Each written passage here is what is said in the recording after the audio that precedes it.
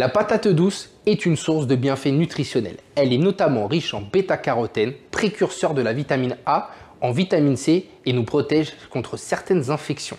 La patate douce est aussi un féculent originaire d'Amérique du Sud. Alors toutefois, attention, la patate douce n'appartient pas du tout à la famille de la pomme de terre, contrairement aux idées reçues. Aujourd'hui, nous allons réaliser une recette assez originale avec ce produit. Nous allons l'associer à une mousse de fromage qui est le fameux Saint-Marcellin. Il y aura aussi un côté saveur subtile, sucré-salé, assez intéressant. Alors, chers amis, voici ma recette de gaufre de patate douce, vierge de tomates et mousse de Saint-Marcellin. On va commencer notre petite recette tout simplement par cuire notre patate douce. Vu qu'on va faire une gaufre, il faut bien évidemment cuire la patate douce. Pour ce, on va venir tailler l'extrémité de notre patate douce et on va venir donc l'éplucher. Alors moi, je l'épluche avec un rasoir parce que je préfère. On va venir tailler notre patate douce finement, tout simplement pour accélérer le temps de cuisson, hein.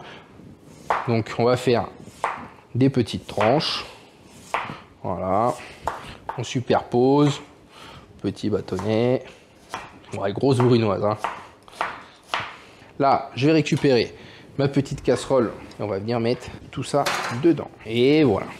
Alors là, on va venir donc la lancer en cuisson. On ne vient pas mettre de sel, d'accord, vu qu'on va saler notre appareil à gaufre, hein. Donc là, je balance vraiment à fond, je me mets à 10 pour vraiment lancer jusqu'en ébullition. Une fois que j'atteins l'ébullition, je vais baisser. Alors si on aurait taillé la patate douce en gros morceaux, ça serait environ 10-15 minutes, tout dépendra de la grosseur. Là, en 5 à 7 minutes, on sera cuit, hein. J'en profite, on va préchauffer notre appareil à gaufre. Donc moi, je l'ai lancé. On va donc se lancer maintenant sur notre petite pâte à gaufre. On vient mettre notre farine. On vient y verser la levure. Arrivé là, on va venir mélanger notre farine et notre levure. Et on va faire donc un petit puits. Hop, on y va avec les doigts. Toujours plus drôle. Du sel, une petite pincée. Voilà, autour. Ouais, j'en mets un petit peu plus, je suis généreux. Et arrivé là, on va venir donc clarifier nos œufs. On va mettre nos jaunes dans notre saladier avec la farine, la levure et le sel, et les blancs à côté, tout simplement. On va venir les monter en neige après. Hop, tac, tac, tac. Très rapide. Ça, on va le réserver juste après. On va s'occuper de notre pâte à gaufre. Maintenant, on va venir y mettre notre beurre fondu en plein milieu. On y va franco. On commence à mélanger délicatement en incorporant un petit peu la farine. Et on incorpore petit à petit notre lait. Alors en parallèle, je suis en train de surveiller mon eau qui est en train de bouillir. Donc là, je vais la baisser. Là, on va partir pour un bon 5-7 minutes de cuisson. Le mieux, c'est vous venez, vous goûtez ou vous trempez une petite pointe de couteau dedans. On incorpore petit à petit la farine. Quand on voit que ça commence à être un peu trop pâteux, on incorpore du lait. Et ainsi de suite. Alors là, on va avoir vraiment une pâte assez épaisse, donc pas de panique. C'est fait exprès. Arrivé là, on va venir enlever la pâte de notre fouet. Alors pour enlever la pâte de notre fouet, quand on est un peu coincé, il suffit tout simplement d'écarter notre fouet, regardez, comme ceci. Et puis on vient donc récupérer tout l'intérieur. Petite astuce. Ça évite de taper sur les bords pendant une demi-heure. On va venir maintenant monter nos blancs en neige. Alors pour ce, moi, aujourd'hui, je vais utiliser un petit mixeur électrique. Je suis un peu feignant. Donc, on va venir monter nos blancs en neige. Comme je vous ai dit, température ambiante, c'est mieux. Comme ça, ils monteront plus vite et ils seront beaucoup plus fermes, hein. On va augmenter un peu la vitesse. Ah, et là, on est plutôt bien. Regardez, les blancs en neige commencent à monter. On va baisser un petit peu. Donc, à la fin, c'est un peu comme la chantilly, hein. Si c'est bien monté, vous pouvez retourner le plat et ça ne doit pas tomber. Alors, encore un petit peu. Magnifique. Alors maintenant, on a donc nos blancs en neige. On a notre pâte à gaufre. On va venir incorporer donc nos blancs en neige petit à petit, donc du coup, dans notre appareil à gaufre. On vient donc délicatement incorporer. Alors la première incorporation, en soi, on peut y aller un peu plus franco, hein. Ça va venir détendre notre appareil à gaufre. Voilà. On évite d'y aller un peu trop trop fort non plus, hein. On veut pas casser les blancs. Le but c'est pas d'avoir une soupe, hein. Voilà. On va incorporer en 3 fois, on n'est pas pressé, on prend son temps.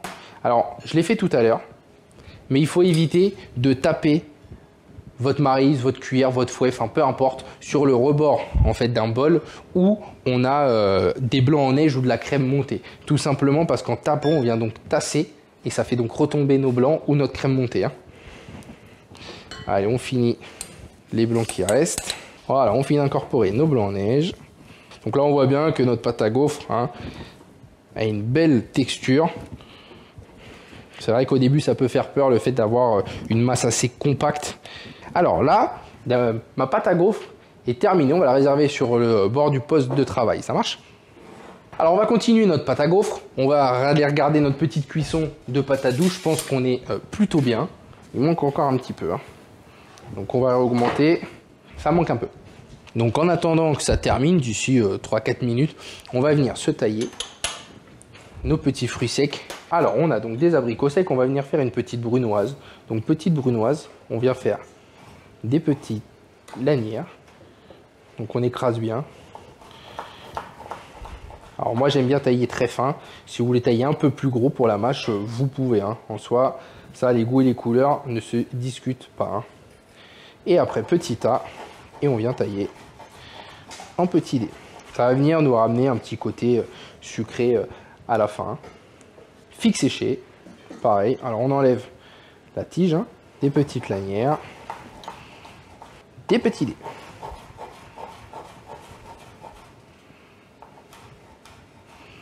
Super. On va tout mélanger, hein. La date.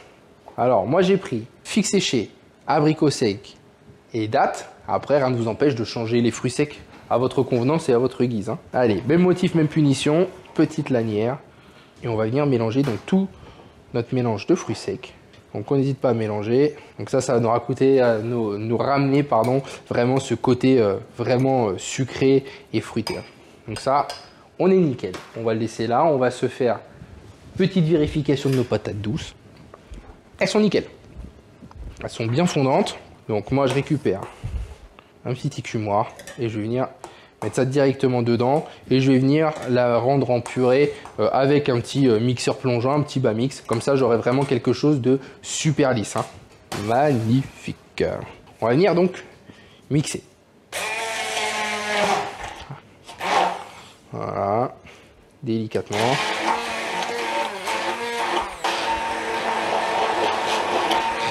Deuxième maryse, on va venir récupérer toute notre patate douce.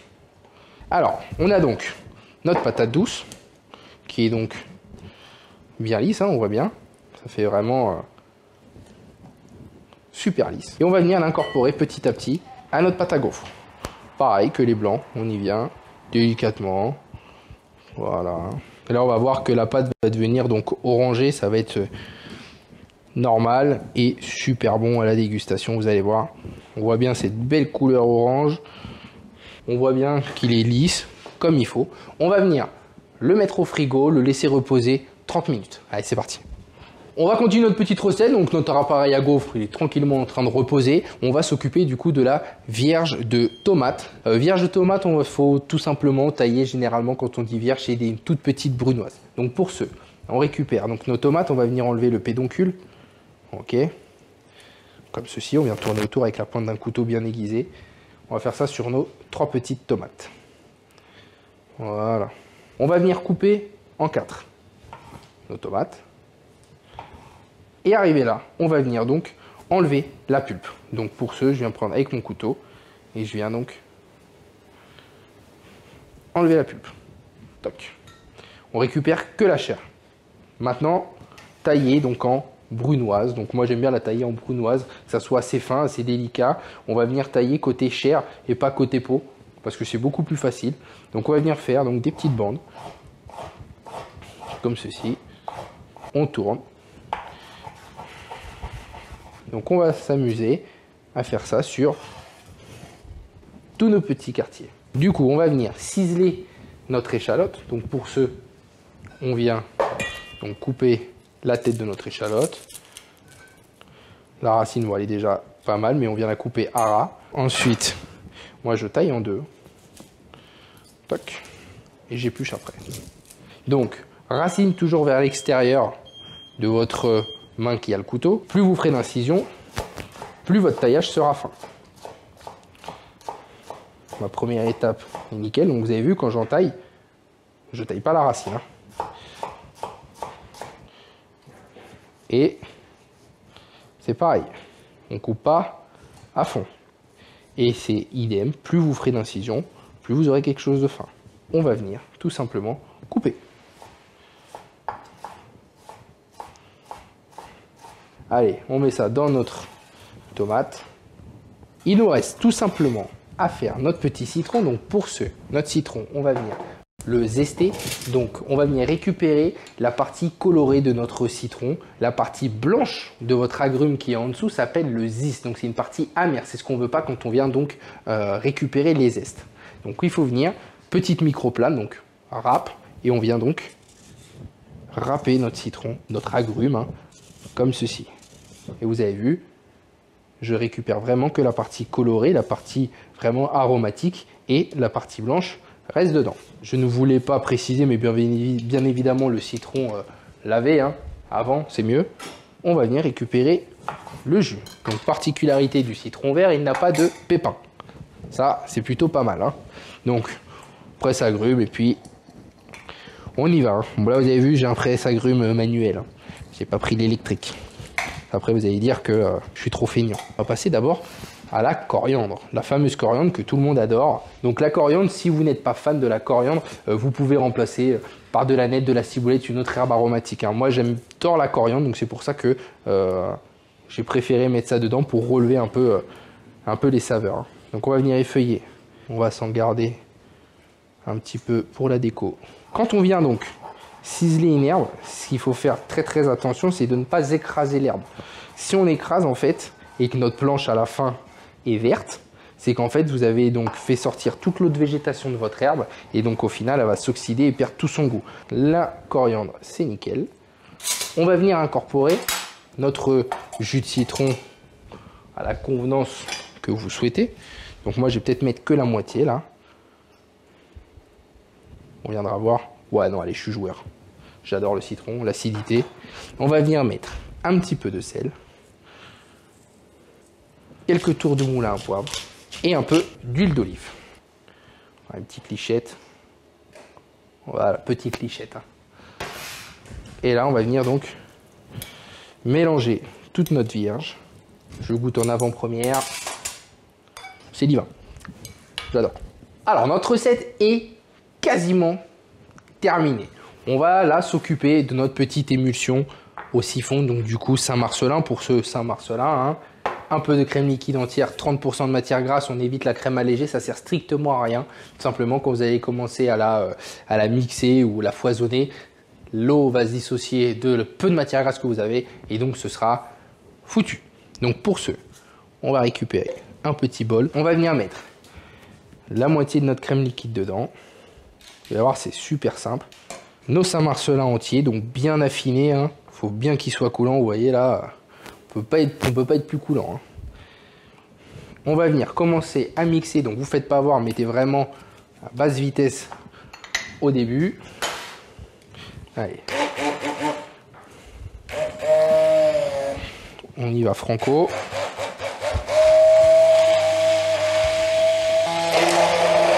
Là, il faut faire attention, c'est de ne pas la monter en chantilly parce qu'on est sur de la crème liquide bien froide. Donc quand vous venez émulsionner, ça peut vite se transformer en chantilly. On va venir rajouter un petit peu plus. Même tout, allez. Comme ça, ça sera fait. Et on va venir mettre un dernier petit coup pour bien homogénéiser le tout. On va venir saler et poivrer. Moulin à poivre qu'on va revenir mixer derrière. Et vous allez voir une étape très importante sur l'utilisation d'un siphon. Voilà. On va venir, chose très importante, passer notre préparation donc au siphon. À la passoire. Tout simplement pourquoi? Ça sera pour enlever les excédents, s'il y a donc de morceaux, de grumeaux, de grains de poivre, tout simplement. Avec un siphon, il faut pas forcément être joueur, hein. Et là, on va venir voir qu'au fond de mon chinois, vous voyez, j'ai... Alors attendez, je vais enlever tout le jus. On a tous les excédents, tous les surplus, un peu de morceaux et de grains de poivre. Ça, c'est vraiment très important parce que si ça se bloque dans votre siphon, ah bah, je peux vous dire que vous allez mal le vivre, hein. Et surtout, vous allez repeindre toute la cuisine dans notre siphon, en espérant ne pas en mettre partout. C'est là que tout se joue. Et ça, je vais le réserver au frais. On va venir maintenant donc cuire nos gaufres. Et une fois que nos gaufres seront cuites, le moment tant attendu, la fameuse dégustation. Donc, mon petit gaufrier est bien chaud. D'accord, je vais venir y mettre un petit peu moi de bombe à graisse. Donc, c'est juste un aérosol avec de l'huile. À la maison, ça ne vous empêche de badigeonner avec du beurre ou un petit sopalin imbibé d'huile. Allez, un petit peu de matière grasse, point trop d'en faut, hein, comme d'habitude. Et on va venir donc verser. Vous avez vu, notre appareil à gaufres est magnifique, hein. Allez, une bonne louche. On va venir donc bien répartir au centre.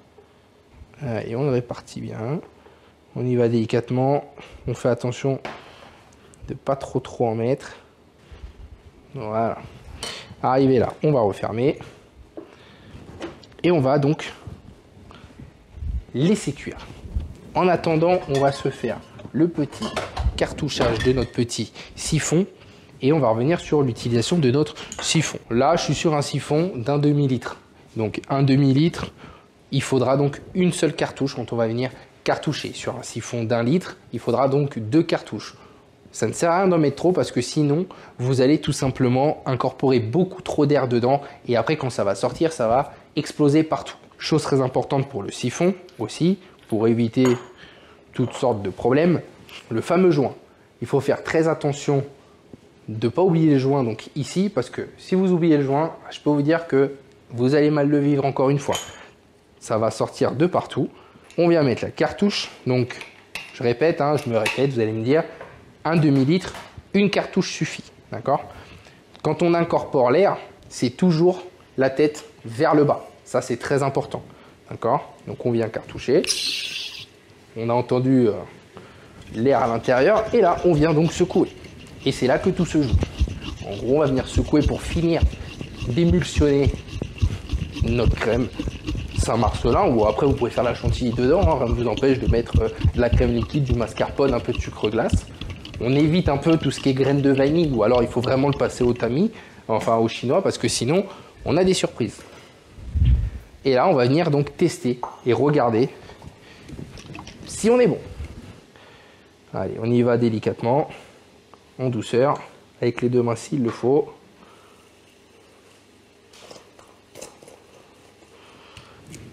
Donc là, on voit que notre mousse, notre émulsion est nickel.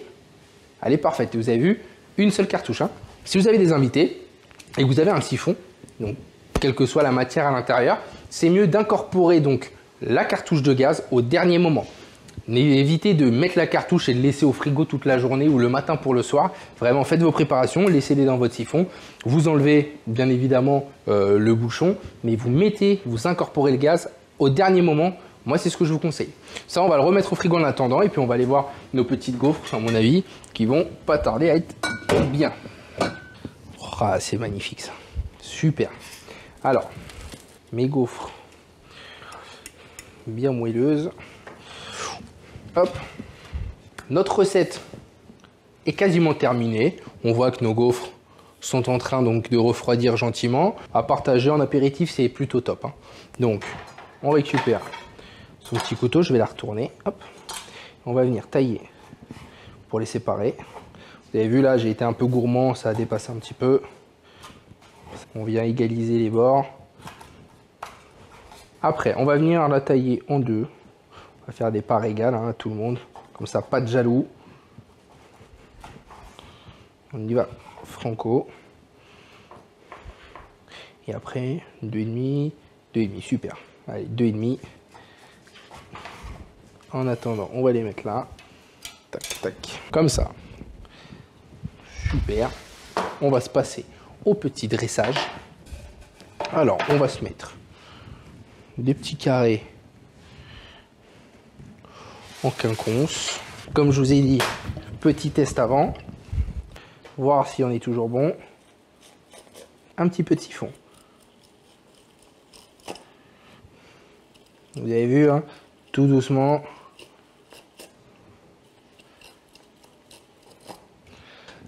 Un petit peu de vierge. Donc quand on récupère la vierge, on évite de prendre trop tout ce qui est huile et autres. Hein. On va déposer un petit peu au-dessus. On va se mettre un peu de fruits secs également pour le petit côté sucré. Alors je récupère avec le dos. Et on finit par petite pluche de coriandre pour la déco. On enlève ça. Et voilà. Ma recette est donc terminée. Ça sent très très bon. On a ces odeurs de patates douces. On a vraiment ces parfums qui embaument toute la cuisine. Alors là, la dégustation me tend les bras. Je vais faire donc la bouchée parfaite. Hein. Excusez-moi, je prends tout d'un coup. Hein. Allez, c'est parti. C'est divin, c'est somptueux. On a vraiment ce moelleux donc de la patate douce qui arrive en bouche. Ça vient nous surplomber avec cette petite mousse de Saint-Marcellin, mais qui est douce, juste parfaite, donc qui n'est pas trop agressive. On a la fraîcheur de cette vierge de légumes et en fin de bouche ce sucré avec les fruits secs. C'est somptueux. Moi, je n'ai qu'une chose à vous dire. Je suis fou de patates douces.